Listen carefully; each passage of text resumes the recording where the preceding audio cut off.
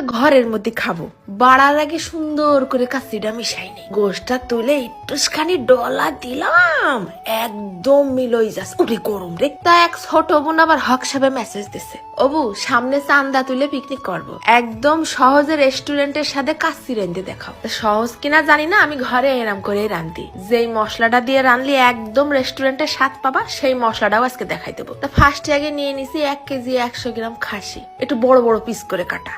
তারপরে নিলাম half glass উষ্ণ গরম পানি, দিয়ে দিলাম 3 টেবিল চামচের মতন গুঁড়ো দুধ আর 3 চামচের মতন ঘি। তোমরা চাইলে সয়াবিন তেলও মারতে পারো, তা ঘি দিলে একটু ঘিরানটা ফাইন আসবে না। এবার দিয়ে দিলাম 1 চিমটি মতন জাফরান, তারপরে দিচ্ছি 1 চা চামচের মতন চিনি, সুন্দর করে গুলাই সাইড করে রাখি।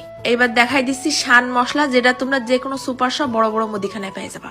সব থেকে সুস্বাদু আর বাসনাদার কাচ্চি রান্নার জন্য এই শান মশলাটা বাজারের 1 নম্বরে আছে। এবার ওই যে দুধটুক গুলাই রাখিলাম না, ওখান থেকে অল্প একটু দুধ আলাদা করে নিলাম, তার ভিতরে দিয়ে দিলাম একটুখানি জাফরানের রং, এটাও গুলাই সাইড করে রাখি, দমে দেওয়ার আগে কাজে লাগবে না। এবার গোশটা সুন্দর করে আগে ধুয়ে নিছি, তার মধ্যে দিয়ে দিলাম 8 চামচের মতন রসুন বাটা, 8 চামচ আদা বাটা, 2 টেবিল চামচের মতন টক দই, বেশ খানিকটা নুন আর 1 মুঠ খানিক পেঁয়াজ বেরেস্তা। এই শান মশলাটা পুরোটা দেবো না, 3 ভাগের 2 ভাগ আর কি ঢেলে দিলাম। তারপর দিয়ে দিছি আবার 2-3 চামচের মতন ঘি, সুন্দর করে মাখাই নেবো। পুরো রান্নাটাই আজকে করেছি ঘি দিয়ে, তোমরা চাইলে সয়াবিন তেল দিয়েও করতে পারো। শেষমেশ ঢেলে দিলাম আবার 1 চামচের মতন সয়া সস। মাখায় রাখতে হবে না প্রায় 6-7 ঘন্টা, সারা রাত রাখতে পারলে আরো ভালো। এবার নিয়ে নিছি কেজি খানিক বাসমতি চাল, ধুয়ে আবার ভিজিয়ে রাখিলাম আধা ঘন্টা খানিক।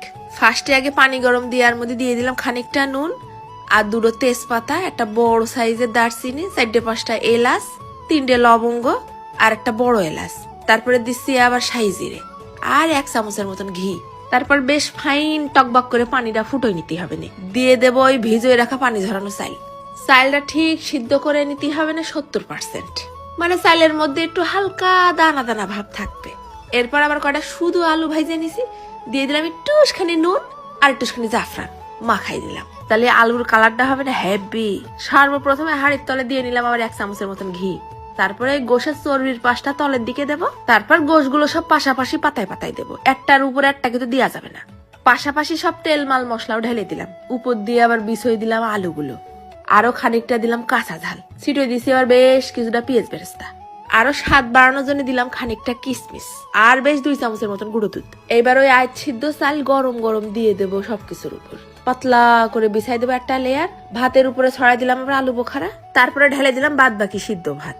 দেখি যে ধোঁয়া উঠতিছে, ওই যে গুলাই রাখিলাম না ফার্স্টে দুধটুক, ওটাও আবার এই পর্যায়ে দিয়ে দেবো। আবার ওই যে জাফরান দিয়ে মিলিয়ে রাখিলাম সেটুকু এই পর্যায়ে ঢেলে দেবো। সবার লাস্টে দিলাম আবার খানিকটা পেঁয়াজ বেরেস্তা আর একটুখানি গুঁড়ো দুধ ছিটোই, আটা দিয়ে মুখটা